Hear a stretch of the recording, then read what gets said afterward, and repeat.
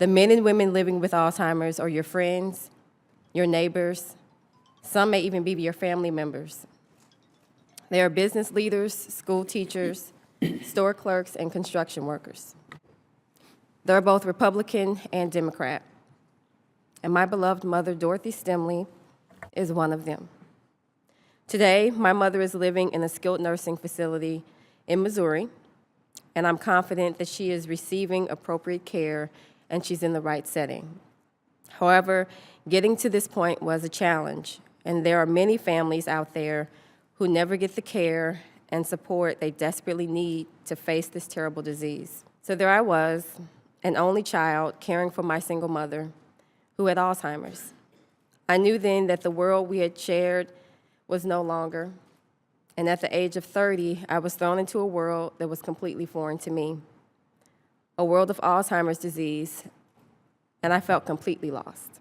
Although my mother worked for 33 years and retired with a healthy pension, the high cost of long-term care exhausted her funds.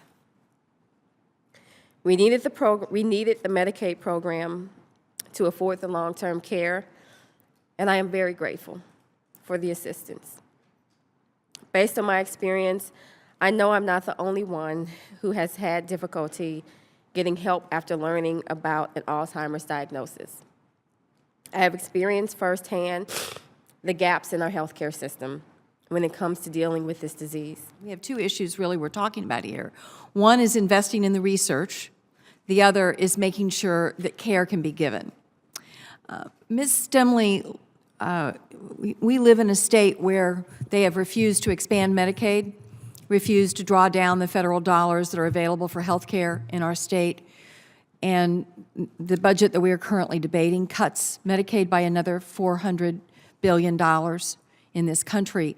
I'm not sure that most people realize the percentage of nursing home patients that are A, suffering from Alzheimer's, and that are B, needing help from Medicaid. Your mother worked 33 years. She had a pension. She had a plan. And then she got Alzheimer's. And you found yourself having to access Medicaid services for her long-term care. What would you have done if those Medicaid services were not available? I was not familiar with the Medicaid process until we were thrown into this world. But to know that all of those years of work are exhausted by a disease and not transported forward through an inheritance, or her grandchildren don't get to see it, and there aren't things that she is leaving behind for her family, but this disease is exhausting everything. It's heartbreaking. So I don't know what we would do, but that alone has been my fear many a night. And that's why I said I thank God for Medicaid.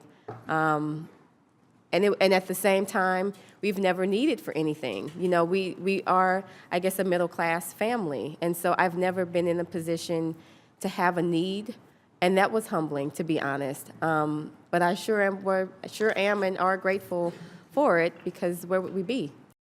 I think there are people that are comfortable assuming that the only people who need Medicaid are people who haven't worked hard or people who aren't trying. No.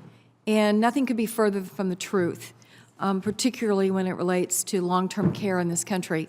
It seems to me that not funding research is dumb because it's going to cost us a lot of money, and refusing to fund care is cruel. And so I hope that you all will continue to advocate in every office in the Capitol on those two issues.